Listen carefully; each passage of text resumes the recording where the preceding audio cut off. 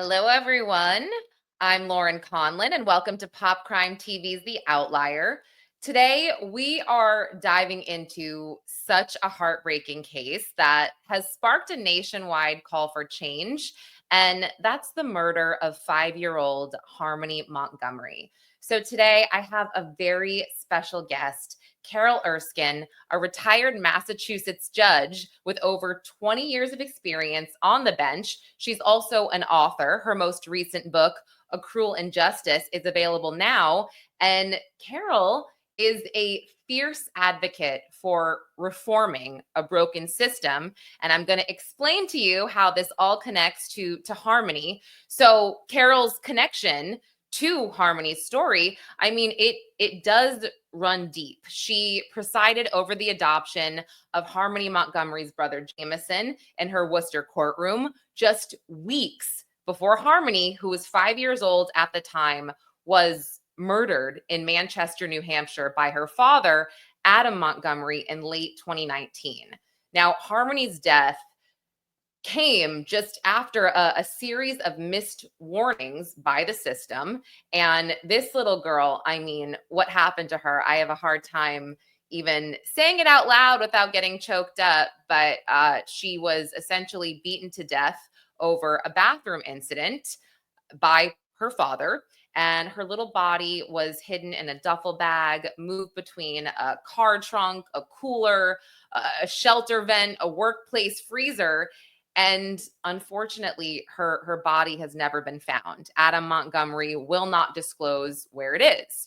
So now Carol is pushing for an FBI investigation into New Hampshire's child protection failures, arguing that state negligence and perhaps a potential cover up, and these are my words, she's demanding a federal investigation. And when I say potential cover up, I mean the fact that the state of New Hampshire paid over $2 million to Harmony's birth mother, Crystal Sorey, as a settlement, while also concurrently saying, we take no responsibility in what happened. We're just kind of, we're just doing the right thing here. So I'm gonna stop talking. I'm gonna bring Carol in because she can speak to this way better than I can.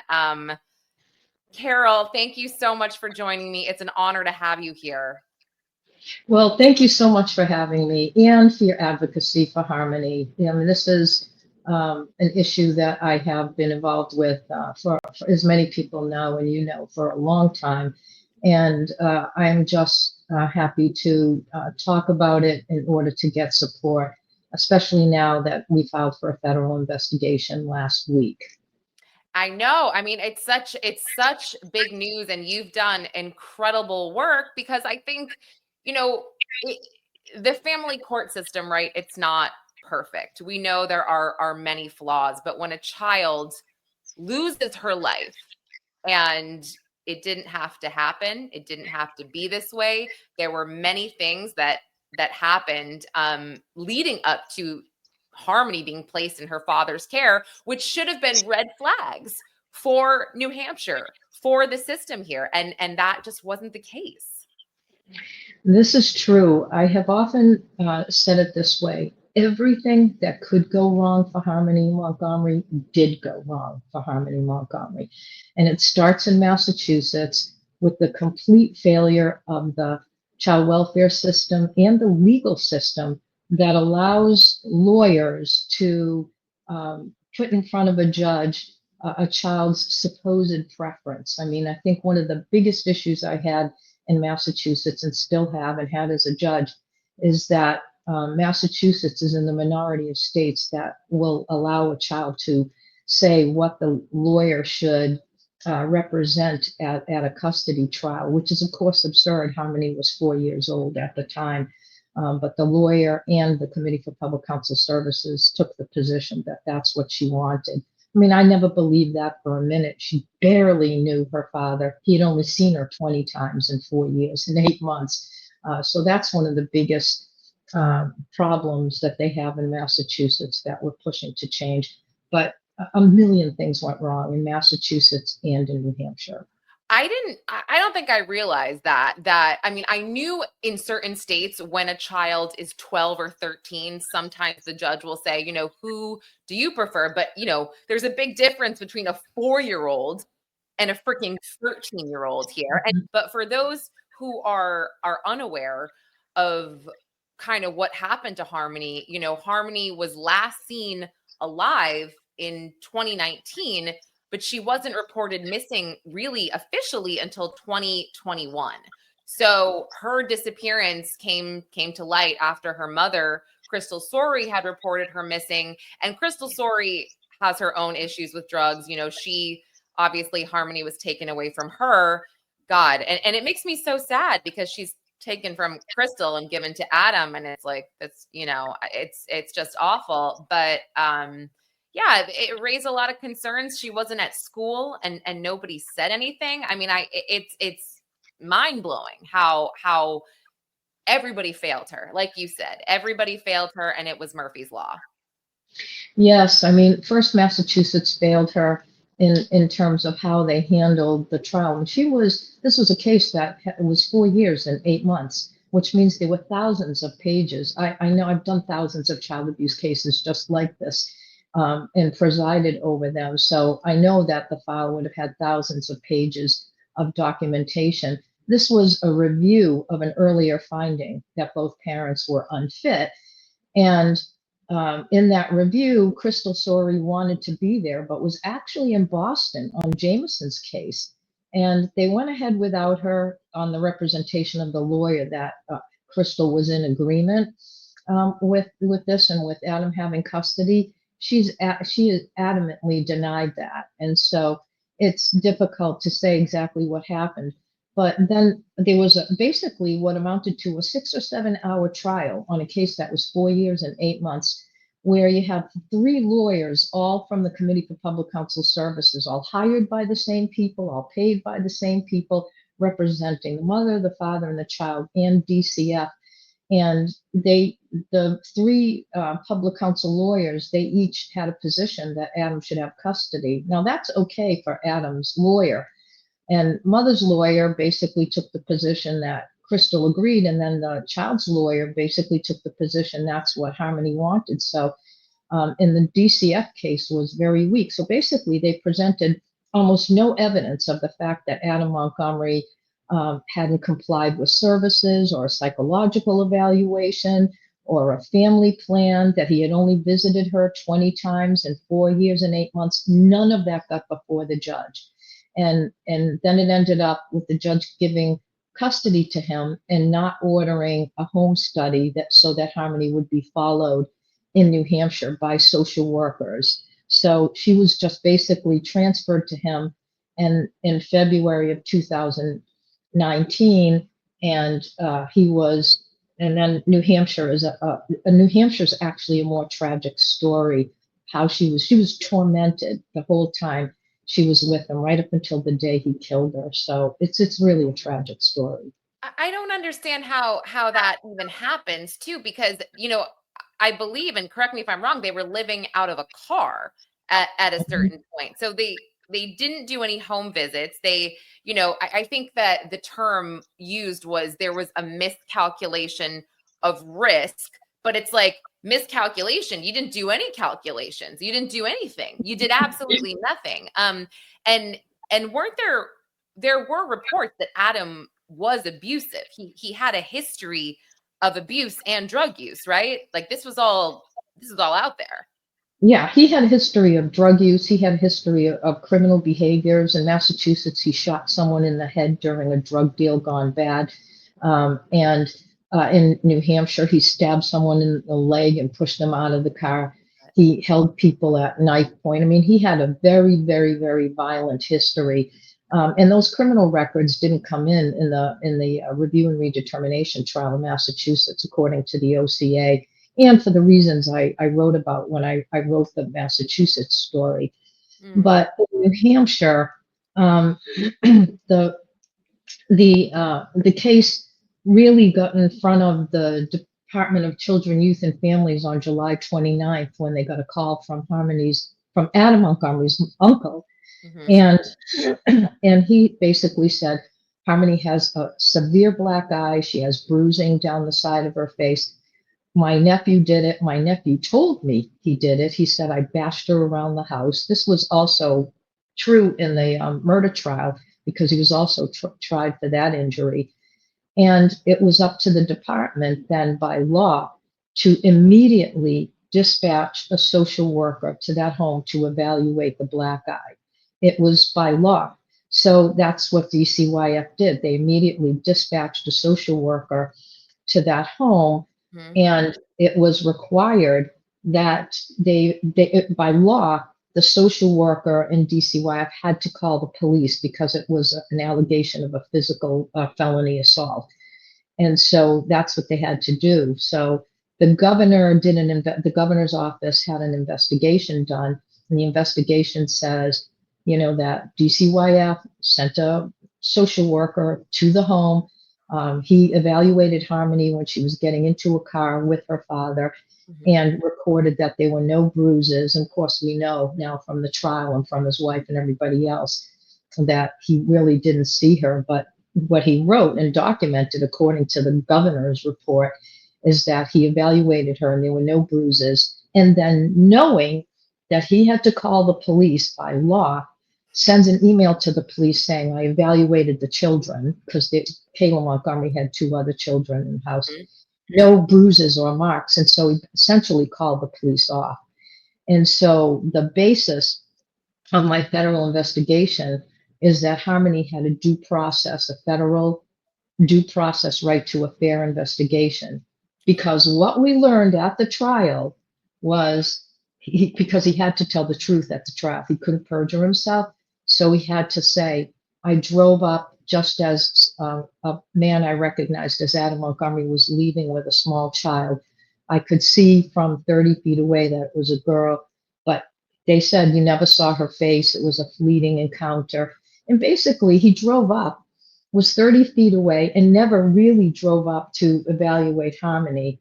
Hmm. But the bottom line is what we found out um, later on, and one of the reasons that I filed this is that Adam Montgomery got a call minutes before the social worker got there, saying DCYF is coming because there's an investigation or an allegation that Harmony has been punched in the eye. And according to Kayla Montgomery under oath, Adam Montgomery picked her up and put her in the car, and that's what the social worker saw. And then they fled. Harmony wasn't seen until sometime in August 7th, when the bruising had disappeared. So that's one of the reasons I want the federal FBI to investigate. Yeah, I mean, it makes me sick to my stomach when I think about all of this and everything that happened and went wrong. And look, I understand social workers and I understand these jobs. They are overworked, right? There's a lot of kids in the system. They have a lot to do. Underpaid, understaffed, overworked, all of the above. But when it comes to kids, it's like you gotta follow through and do your job, right? Nobody forced you to become a social worker. Nobody that's how I feel, where it's like if you're not going to do your job and it's such an important job, then why are you here? Why are you here? So those people also need to be held accountable, or else go get another job, go in a different field where you can cut corners. But you can't cut corners when it comes to kids who are in trouble, or if you hear something like this. Yeah, Yeah. absolutely. You make a great point. I mean, I've seen thousands of social workers over the years, and the majority of them are just outstanding people. They actually put themselves at risk going into homes, where there are guns and lots of times I would tell a social worker who came in on an affidavit, saying we need to remove this child from the home. I would say, you need to have a police escort to do this, based on what's in the affidavit and based on the criminal record, I'm really concerned about your safety.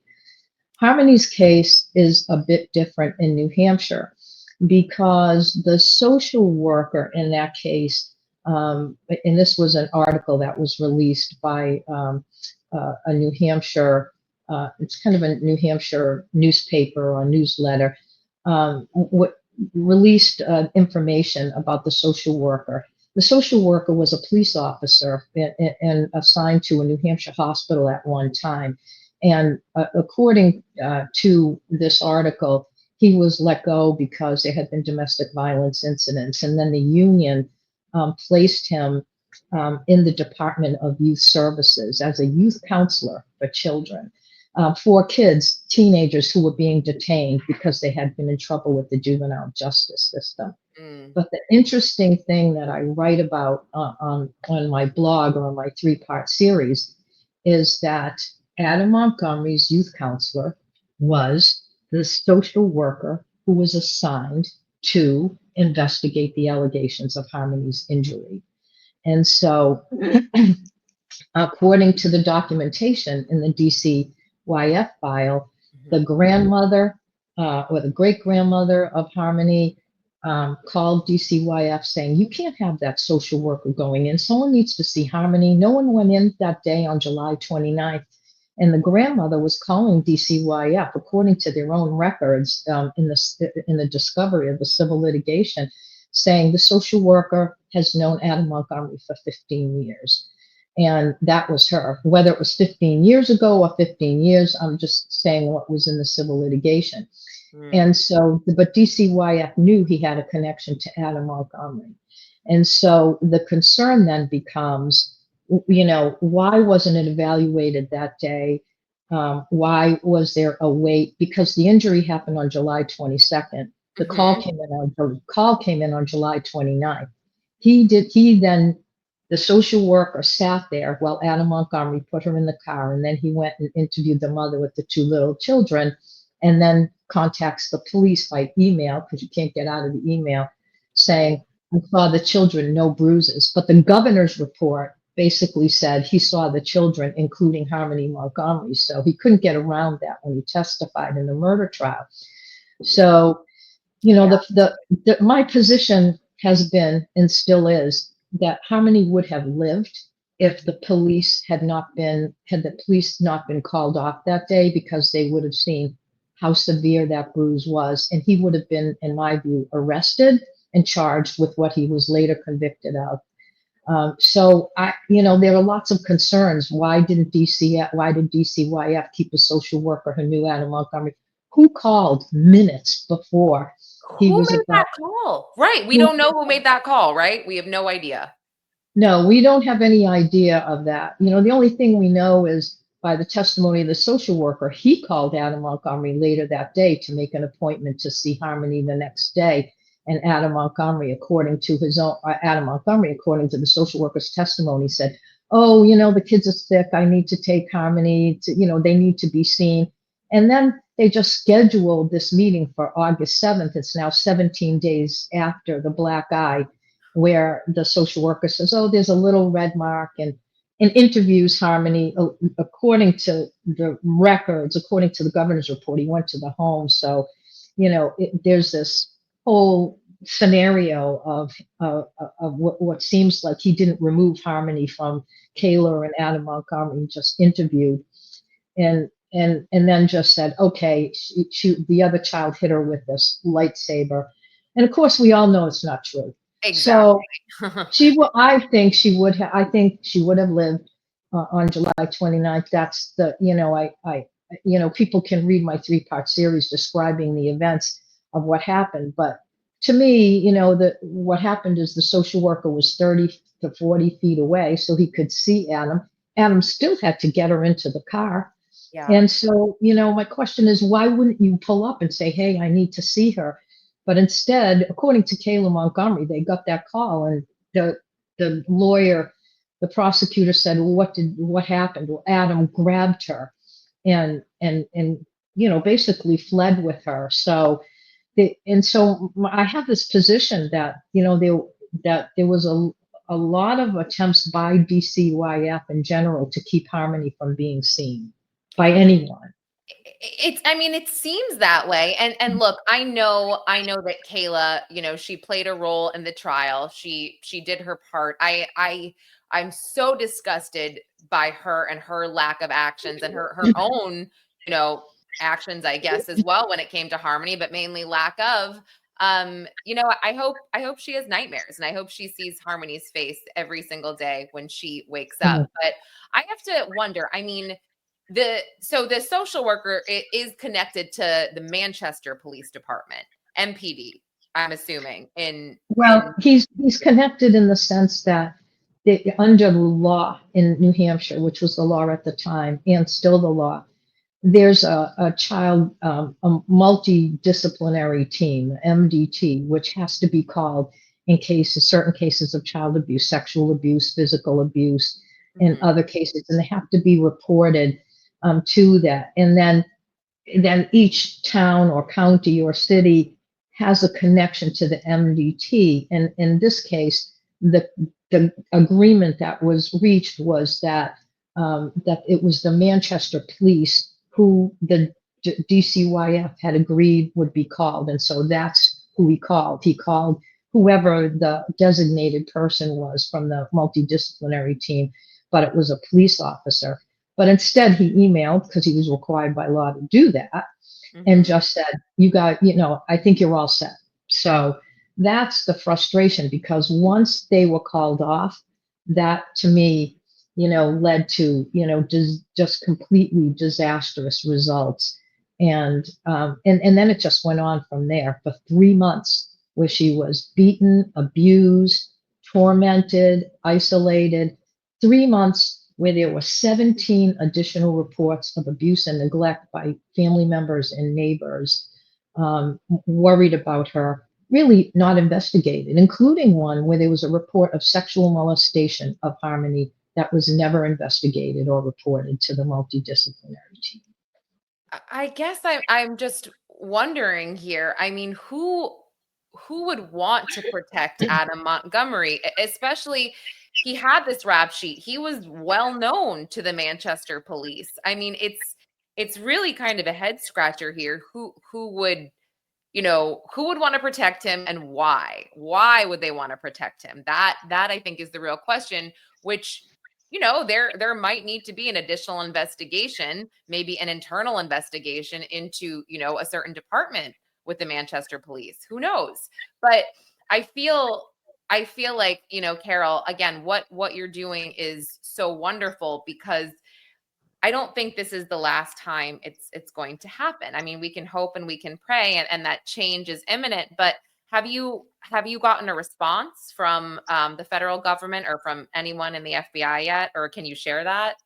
I What I didn't share with people was the actual complaint, which is about 42 pages long, detailing the factual allegations of all the reports that were filed, claiming that Harmony was being abused. There were 17 reports with witnesses. The uncle witnessed Adam Montgomery forcing her to scrub the floors with a toothbrush at 5 years of age, Mhm. keeping her isolated in the room. Just unbelievable abuse and neglect of this little girl. Some of it, which was testified to during the firearms trial a year before the murder trial. But the problem was in the case that I try to make to the FBI is that there were procedural due process rights because these weren't investigated and July 29th wasn't really investigated as required by law.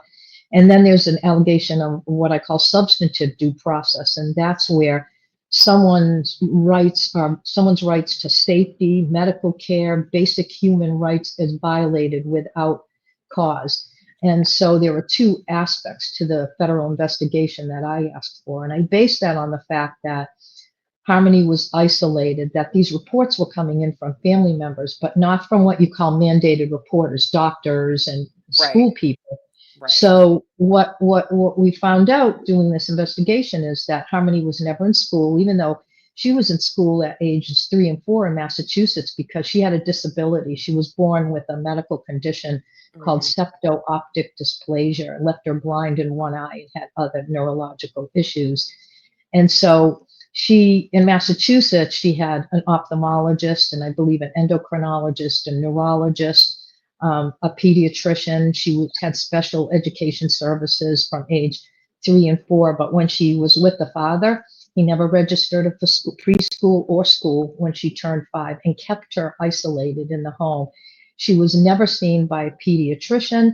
She was never seen by an ophthalmologist, a therapist for her trauma from being in foster care 3 times. For 3 months, she was essentially isolated. So, I tried to make the case that this kind of isolation has to be purposeful, has to be deliberate. I can't say, what I say is that it's up to the federal investigators to find out if this was purposeful, Mm, because we have a social worker who's on the case. And why isn't the social worker ensuring that these basic needs were being provided? And right. interestingly, I will tell you, interestingly, that that the record shows that he called the pediatrician and said, "Is there any abuse or neglect of the Montgomery children?" And the pediatrician said no, but only after she was disappeared, the pediatrician came out and said, "I don't know who Harmony Montgomery is at all. All I got was a call saying, are the children okay? Well, I'm the pediatrician for the other 2 children. No one ever introduced Harmony to me. No one, she just did not know Harmony Montgomery. She was never even informed from based on what I see in the record." So again, Yeah. Harmony, in my view, Harmony was isolated. I say Harmony was isolated like a prisoner who is kept in a cell for 23 hours a day. She was isolated in that home, oftentimes no food, oftentimes no electricity. It was a filthy environment. She was kept in a corner for hours at a time. So she was tormented for 3 months. And that's basically why I wanted to file the federal complaint. Yeah, and I can't recall, but I'm assuming that Adam Montgomery, you know, his finances were subsidized by the government. He probably was on welfare, food stamps, maybe not. I'm not certain, but claiming another child, he would get more money from the government is They also did. what. They Yeah, did. that's Yeah, what I they I did. figured. Okay. Because So, he was initially arrested for continuing to collect money after Harmony was right. dead. And Oh, so I that don't was, think I realized that. Okay. yeah. Okay. Yeah, Okay. she was originally charged. They dropped that charge and went ahead with the perjury charges and then struck the deal. But what brought her in order to kind of get her to, reveal what happened, was they were able to confirm that she continued to collect it after Harmony disappeared until June. So for some time, like several months later, that's how they got to her originally. So you're right, that's what was happening. Right, right. And how do you feel personally? Just your personal feelings here. I know how I feel. Crystal Sorey getting over $2 million. I mean, something is very wrong here. Crystal Sorey is the reason that Harmony was passed around, was in the system, went to her abusive father. And again, this is me talking. This is my opinion here. But yeah, I mean, what are your personal feelings about that? Well, I have mixed feelings about Crystal Sorey. Yes, Harmony, one of the reasons Harmony had so many difficulties in the system was because when she was an infant, she was removed, and then she was returned, and mom was she was in a shelter, or a family shelter, but Harmony was returned to her. And then several months later, Harmony was removed again, because mom had relapsed. And then mom did services and Harmony was returned again, and mom relapsed. And then Harmony was removed, I think, 3 times. And Crystal Sorey had Harmony only for a total in 4 years and 8 months of about 15 to 16 months, not when they returned custody, but when they placed her to see how the mom would do. But, the mom was very young at the time. She was, I think, still a teen, maybe 16 or 17. Didn't get a ton of help from the department. She did at times, and other times she didn't. She complied at times, and other times she didn't. Um, and so, I mean, I've seen thousands of cases of parents with substance abuse issues, and, relapse is kind of part of the story. Mhm. But on the other hand, she just, didn't come through. Although at the time of the trial with the father, I think, mom was saying that she was clean, and then there was the whole issue of her not being there. So, Yeah. um, yeah, so I have mixed feelings about that. But as far as the $2.25 million settlement. What I said publicly, Mhm. and which got a big response, is what I had a copy of the settlement agreement, and it was released by WMUR, and I needed to share it with Jamison's dads. And I got a copy of the settlement agreement and was furious when, of course, which is standard procedure Yep. when there's a settlement where they said, we are released from any liability or wrongdoing. Nothing in this, in this exchange of $2.5 million Right. is admission by any, and covering all of them, all of the state, all DCYF, all of the social workers, all of the administrators. And so basically what I posted is, we know that that $2.25 million is the price of silence. It's the price of secrecy. But I will say Crystal did not get $2.25 million because the lawyer got $900,000 as a fee. Mhm. She ended up getting, the award was 1.5 million. She got 750,000, and then by agreement, on a push by the assistant attorney general, the other 150,000 is split between the four siblings in trusts. And so the four siblings will each get $175,000 in trust for their education or treatment or whatever they need. But it still was the price of silence. That's the way I view it. I agree, and I'm definitely happy to hear that about the kids with the trust. I didn't know that. I just know I saw a somewhat recent clip of her on social media, which did not make me feel very good about anything, about any of this at all. It Mhm. it, it actually infuriated me. So, Yeah.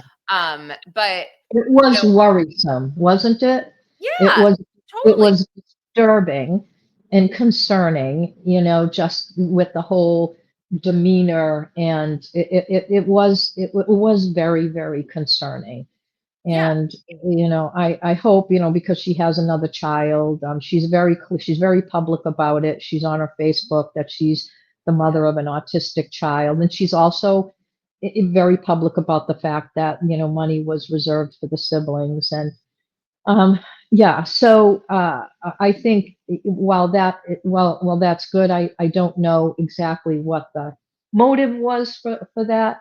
I think it was probably a push by the AG's office to settle it. But the reason I filed, asking, and I had been doing this before that settlement, was because I knew that the state would get a waiver of all liability, but they can't escape a federal investigation if there is going to be one. There you go. Exactly. And just for everyone watching or listening here, I have a bunch of links for Carol in the episode notes, and one of those links is the Justice Files. So you can see everything that she has done thus far in raising awareness and her advocacy for Harmony Montgomery. And now I am curious, and I'm wondering about this. I've worked with this great guy named Tad DiBiase. He's been on with me before when we've talked about missing persons or homicide cases, because he is the no body homicide guy. And he's prosecuted cases, obviously, like the Harmony Montgomery case, which can sometimes be difficult. But between Tad and then someone else, I don't know if you know who Doug Mc, McGregor is. He's also a Mhm. geoprofiler. I feel like the two of them working with the police or with the FBI, there could be a shot at finding Harmony's body. I think, and I think that would be super powerful. Do you know if they're still searching, or do you know what's going on with that, or is there Yeah, anything I have going on? I have a bit of a different opinion about that. I mean, Okay. if Adam Montgomery waited 3 months, as you already pointed out earlier, hiding her remains in a ceiling at a shelter, Mhm. freezing her body, and then um, putting it in a tote bag, which, by the way, Kayla wheeled with her other two children to the pizza place where Adam Montgomery worked, and then put it in the freezer. Um, and all of the ways that he hid that body, I don't believe he buried that body anywhere. I don't believe that they're going to file any remains. I don't know what happened, but I don't think that it will ever be found. why he waited 3 months until a day in March where he had his friends rent a U-Haul van, and told Kayla at like 1 o'clock in the morning, I'm something like it's gonna be done today. And the U-Haul, as you may know, was followed into Boston. Yeah. They got it on the toll over the Tobin Bridge, and they were able to sort of secure this in a 6 mile radius around the Rumney Marsh. That's where everybody searches, around that marsh. In April, the 2 years ago, or in April 2024, I think that's when they searched the Rumney Marsh to see if Yeah. there was. But I'm thinking, well, okay, why did he? Obviously they were able to look at that radius. I'm saying, why did he go to the Rumney Marsh? I mean, first of all, if she was in that marsh, I don't think she would ever be found. But there's nothing along the Rumney Marsh. It goes right into Saugus, the area they were searching. There's nothing there. Sorry, my Oh, earpods. There's no, it's nothing okay. other than um, there's nothing there in the Rumney Marsh. There's only one thing along the Mhm. Rumney Marsh, and that is a giant Wheelabrator incinerator. That's the only thing that's there in that radius. And so I talked about this on Court TV when they were talking about, that 6 mile radius. And, Yeah. I'm saying, well, I'm from Massachusetts. And even though I'm not from that area, I know that there's only one thing that area. So, I always wondered if somehow, I mean, you can't walk into a giant incinerator, but Right. you can take a tote bag that's in a trash bag and put it in a dumpster that will go to the incinerator. Now, I want to say, Uh, that I'm not saying that happened. I want to be clear about that. sure. Yeah. Yeah. Um, I said this on Court TV. I just said there's only one thing in that area, and at the time, Court TV said, oh, it's kind of an interesting fact, and that's all that I look at it as, a fact, because I ask myself, Adam Montgomery waited 3 months. Why did he wait 3 months, and why did he choose that spot? Because he could have disposed of her body anywhere in New Hampshire. He could have gone up to the mountains Right. and disposed of her body, but instead, he's in an area by the Rumney Marsh, um, right down the street from Saugus. So that question was always in my head. So I want to be clear. I'm not saying that's what happened. I don't Sure. make that allegation. I'm just asking the question, why did he choose to go to the marsh where a body could be disposed of without even going further up the road to Saugus? And that's why they search in that area. And I support the search of that area because I think I think it's reasonable for the searchers and for Crystal, Sori, and others to search in that area, because I think everybody believes that Harmony may be found somewhere along the marshy area there. And I hope it's true. Yeah, I mean, time will tell, but just quickly, just to wrap things up, I did want to quickly touch upon just Massachusetts in general, and all of these cases that are coming out of Massachusetts, and things that are not so great right now, for the police. And obviously, you're very familiar with Karen Reed that just wrapped up. I mean, I just saw that a grand juror was was charged with leaking information. I mean, that is the most dramatic case ever. And then, we've got Brian Walsh, which, this is heartbreaking to me because in my opinion, everything points to that guy. And here we are, because of alleged police misconduct or possible police misconduct. A judge has to rule if some of the most important evidence will be allowed in because the police might have not have obtained it legally when they searched. I mean, I can't even get over that. And then we've got Sandra Birchmore, where I believe there was a huge police cover up. I mean, what are you thinking just about all of these cases right now and how they're all intertwined? And it just seems like such a mess. Yeah, I've spoken publicly on Court TV and other places about Sandra Birchmore, because that's a case that I had been interested in for quite some time. I mean, I guess I'll start by saying, I have a lot of people in my life, friends who are in law enforcement, and and are just amazing people. They're interested in making sure that people are safe. They do the job ethically. But this whole area in Norfolk County, which seems to have this whole issue of people engaging in behaviors and misconduct, particularly, I mean, Michael Proctor's already been fired. He's got an appeal, but been fired from the state police for bias and for his handling. And then you have Buchanan, who was, they was disciplined.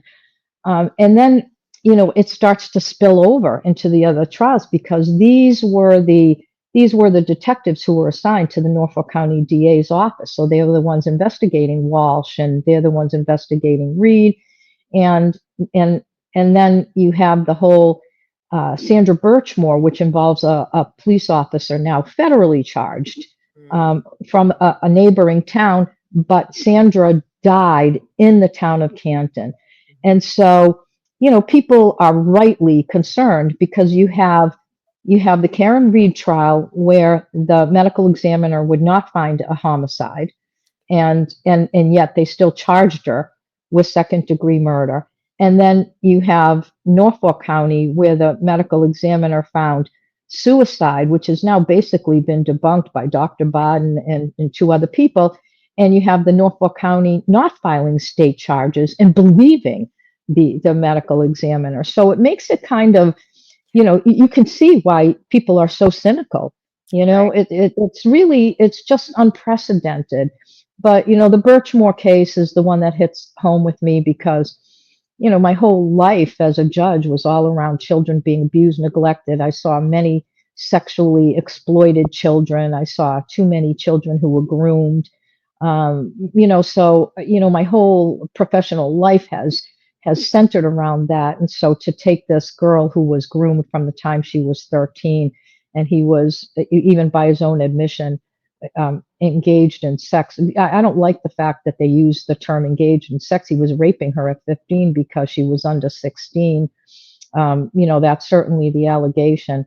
But, to me, that's a case that I follow closely because it's yet again another child who's groomed, sexually exploited, right up until she was 23 and murdered when she was pregnant. So you're right. There's just something off there.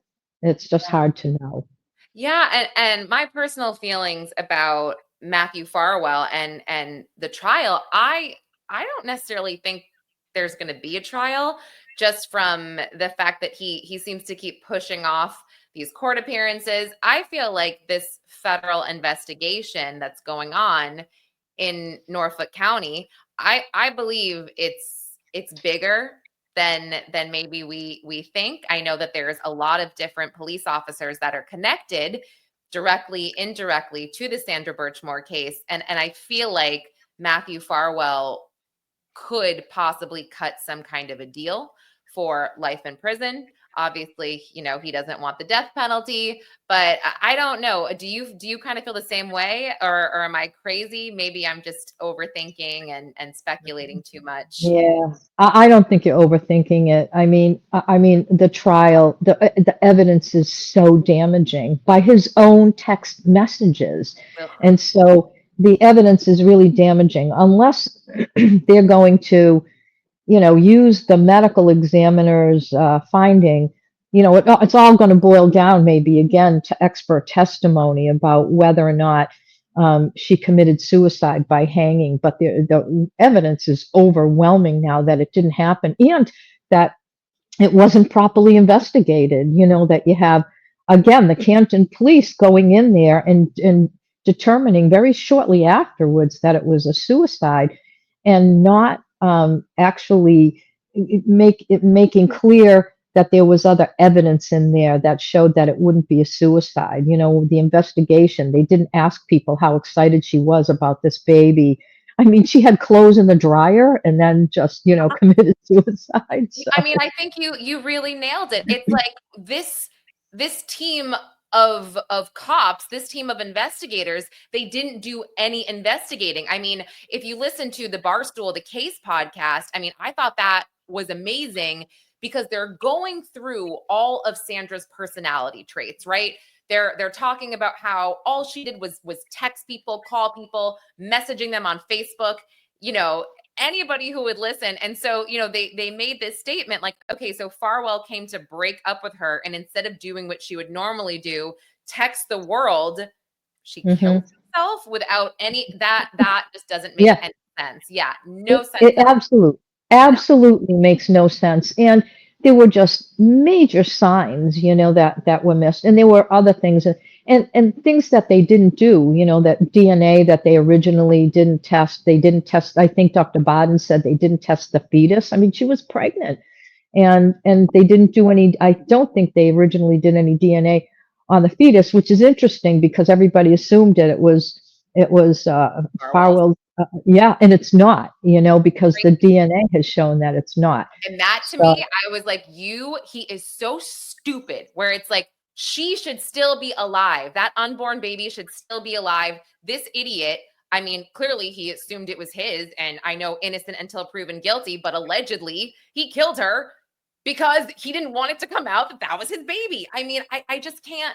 It infuriates me. It makes me so sad. And I feel horrible for his wife and his kids also. I know. It's Oh, such a cycle. It affects so many people. His actions affects yeah, so many people. And what I also just had a hard time with, and people kind of came at me for this a little bit, but I had positioned my words or my phrasing in terms of the investigation into Farwell's devices, right? He wiped clean all of their communications. And I think it was Trooper Nicholas Guarino who had said, oh, okay, he told me he deleted everything. So that's that. We'll just get the messages from Sandra Birchmore's device. So I'm kind of like, that's not really how it works here, right? You got to dive a little bit deeper forensically. And so then when the FBI came in and they recovered over 30,000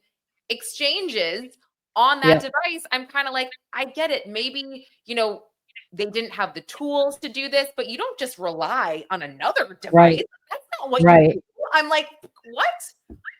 And in the memo, and I think in the memo, I don't know if it was about the device where he didn't find them. He called him Matt.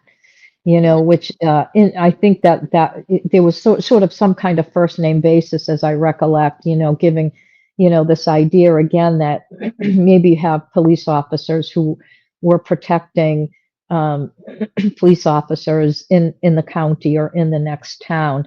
Yeah. It was overwhelming, but I do think whether I think the baby, I think that, was the end of it for him and maybe why he killed her. But she made pretty clear, that she was going to, start telling everything about him and what had happened. I mean, she was making, that's how she got him to agree, to, engage in, she was an adult then, engage in sex, without protection. But, I have taken the position that by that time it was just like a domestic violence situation. She had been groomed for so long and she believed she loved him and he didn't, dissuade that from her. And then like many domestic violence situations, she just started to take control. And, what we learn as judges about domestic violence is that when there's a set of factors like that, Mhm. they give us this lethality chart, and there are all these factors that can lead to lethality. So in my view, as I've said before, when she was 23, you have to look at the case through the domestic violence lens of coercive control and the potential for lethality when she started to assert control.